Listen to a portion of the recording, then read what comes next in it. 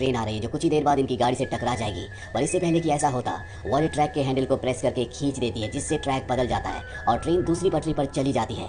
अब यहाँ पर इनका बैंकर भी आ जाता है, जो ये देखकर हैरान हो जाता है कि इनकी गाड़ी ट्रैक के बीचों बीच खड़ी है। लेकिन बैंकर एक बेवकूफ इंसान है। जब वो वॉलेट की सबसे छोटी बहन सनी को गाड़ी की अगली सीट पर देखता है तो उसे लगता है कि काउंट ओलाफ ने सबसे छोटी बेटी को यानी कि सनी को गाड़ी चलाने की इजाजत दी। काउंट ओलाफ भी यहाँ पर आ जाता है। बैंकर उसे कहता है कि तुम्हें इतनी छोटी बच्ची को गाड़ी चलाने की इजाजत नहीं देनी चाहिए थी। हालांकि ये बच्चे उसे समझाने की कोशिश भी करते हैं कि काउंट ओलाफ ने उन्हें मारने की कोशिश की है, लेकिन बैंकर अपनी बेवकूफी के कारण इन बच्चों की बात समझ ही नहीं पाता। लेकिन वो तय कर चुका है कि इन बच्चों को अब इनके दूसरे रिलेटिव के पास ले जाएगा, जिनका नाम मॉन्टगोमरी है। ये एक हार्पिटोलॉजिस्ट है। दरअसल ये स्नेक्स के ऊपर, फ्रॉक्स के ऊपर अलग अलग एक्सपेरिमेंट्स करते हैं। और अब बच्चे इनके घर पहुंच जाते हैं, जहां वो देखते हैं कि अजीब अजीब से मेंढक होते हैं। यहाँ पर बहुत तरह के सांप भी होते हैं। और मॉन्टगोमरी इन बच्चों को एक बहुत ही खतरनाक वाइपर से, जो कि जायंट स्नेक है, उससे मिलवाता है, जो एक बहुत बड़े पिंजरे के अंदर होता है। और जैसे पिंजरे का दरवाजा खोला जाता है वो बच्चों की तरफ बढ़ता है, जिससे बच्चे डर जाते हैं। लेकिन बड़ी आसानी से मॉन्टगोमरी उस स्नेक को पकड़ लेता है और इन तीनों बच्चों को बताता है कि ये स्नेक कभी किसी इंसान को नहीं मार सकता। ये ह्यूमन फ्रेंडली स्नेक है। दरअसल मॉन्टगोमरी, जो इन बच्चों का अंकल है, बहुत अच्छा इंसान होता है और इन बच्चों से बहुत प्यार भी करता है। अगली सुबह इनके घर पर एक आदमी आता है जिसका नाम होता है स्टीफियानो।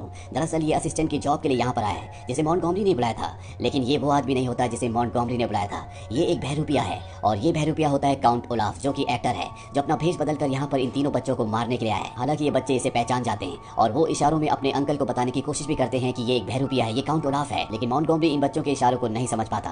अब बच्चे एक स्नेक के ऊपर एक कोड मैसेज लिखते हैं और मॉन्टगोमरी तक पहुंचाते हैं। मॉन्टगोमरी उस मैसेज को देखकर समझ जाता है कि यहाँ पर जो उसका असिस्टेंट आया है वो एक बहरूपिया है और अब शायद बहुत देर हो चुकी है। मॉन्टगोमरी अचानक से गायब हो जाता है और बच्चे जब मॉन्टगोमरी को ढूंढते हैं तो उन्हें पता चलता है कि अब वो इस दुनिया में नहीं रहे। वो यहाँ पर पुलिस को बुलाते हैं और जब इन्वेस्टिगेशन होती है तो पता चलता है कि मॉन्टगोमरी की मौत उस बड़े वाइपर स्नेक के काटने से हुई है। ये जानकर बच्चे पूरी तरह से हैरान हो जाते हैं, क्योंकि अंकल ने उन्हें बताया था कि ये स्नेक कभी किसी इंसान पर हमला नहीं करता। वो ये बात पुलिस को और बैंकर को बताने की कोशिश भी करते हैं। वो ये भी बताते हैं कि ये जो बहरूपिया है ये काउंट ओलाफ है, लेकिन बच्चों की बातों पर कोई विश्वास नहीं करता। और तभी सनी उस स्नेक के पास यानी कि उस जाइंट वाइपर के पास चली जाती है। जाइंट वाइपर उसके साथ खेलना शुरू कर देता है। ये देखकर सबके सब हैरान हो जाते हैं, पर अब उन्हें समझ में आ चुका है कि बच्चे सच कह रहे हैं और यहाँ पर जो असिस्टेंट है वो काउंट ओलाफ है। पर इससे पहले कि वो काउंट ओलाफ को पकड़ते, काउंट ओलाफ यहाँ से भाग जाता है और इसके बाद बैंकर इन तीनों बच्चों को इनके तीसरे गार्डियन के पास ले जाता है, जो कि एक लेडी है जिसका घर समंदर के ऊपर एक चट्टान पर लकड़ी से बना होता है। अब ये तीनों के तीनों बच्चे घर के अंदर आ जाते हैं और इनकी जो आंट है, जो इनकी नई गार्डियन है, वो इन तीनों को घर दिखाती है।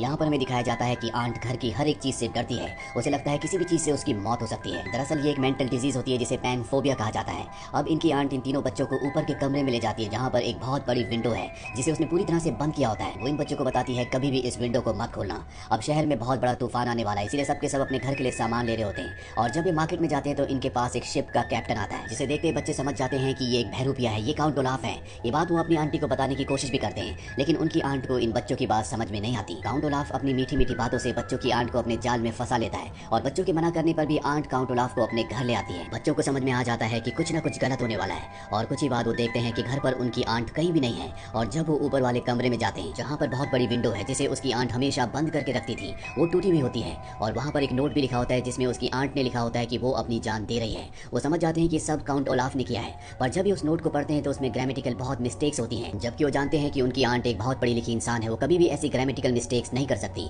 क्लाउस जो हमेशा किताबें पढ़ता है वो समझ जाता है कि इन ग्रामेटिकल मिस्टेक्स के पीछे कोई हिडन मैसेज है और जब वो उसे डिकोड करता है तो उसे एक केव का नाम मिलता है। ये समझ जाते हैं कि इनकी आंट अभी भी जिंदा है, वो उस केव में छुपी हुई है। पर इससे पहले कि ये घर से बाहर निकलते हैं, यहाँ पर एक बहुत बड़ा तूफान आ जाता है। ये सब के सब घर के अंदर फंस जाते हैं, लेकिन अपनी हिम्मत और बुद्धिमानी से किसी तरह से ये इस घर से निकलकर एक बोट से उस केव की तरफ निकल पड़ते हैं जहाँ पर इनकी आंट छुपी हुई है। और जल्दी ये उस केव तक पहुँच जाते हैं जहाँ पर सच में इनकी आंट होती है, जो इन्हें देखकर बहुत खुश होती है कि बच्चों ने उसे ढूंढ लिया।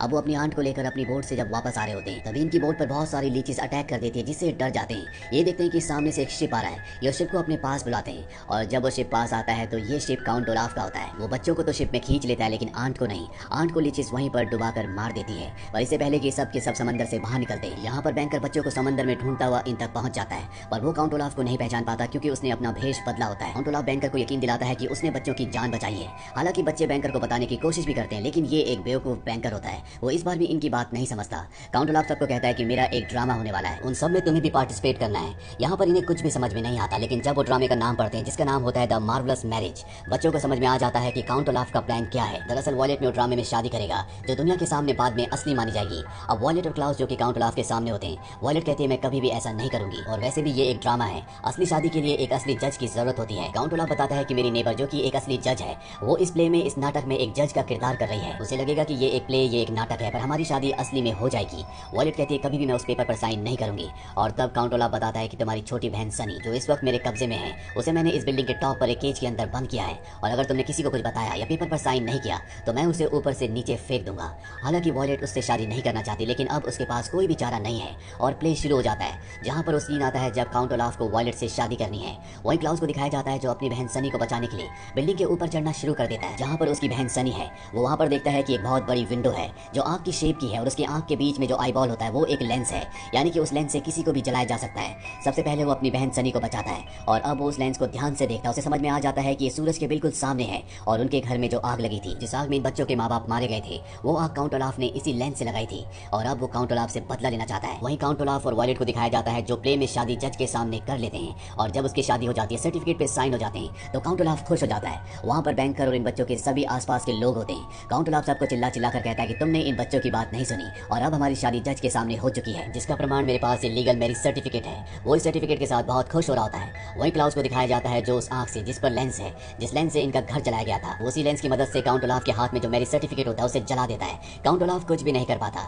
और अब सबको पता चल चुका है कि आज तक बच्चों ने जो भी कहा था वो सच कहा था, और जितने भी क्राइम हुए वो सब के सब काउंट ओलाफ ने किए हैं। इसीलिए उसे अरेस्ट कर लिया जाता है, और उसकी असली सजा देने से पहले जज कहता है कि इसे उसी तरह से टॉर्चर किया जाए जिस तरह से इसने बच्चों को किया था। इसके बाद उसे ट्रेन पर बांध दिया जाता है, उसे लीची से कटवाया जाता है, उसे बच्चों की आंट के घर से ऊपर से नीचे समंदर में फेंका जाता है।